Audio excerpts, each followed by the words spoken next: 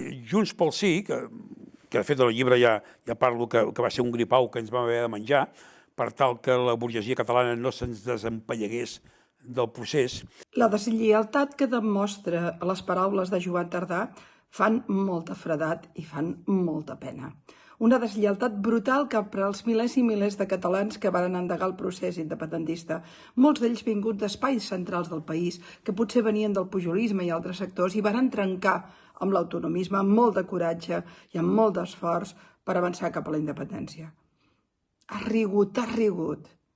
Has embrutit tot aquest procés, tota aquesta lluita, tota aquesta gent. Quina deslleialtat tan trista. S'entén perfectament que aquell procés tan extraordinari acabés tan malament, perquè al final queda clar que hi havia una llavor autodestructiva. Vosaltres éreu una llavor autodestructiva del procés independentista. Sí, sou això. Us heu quedat com la crossa de l'esquerra espanyola.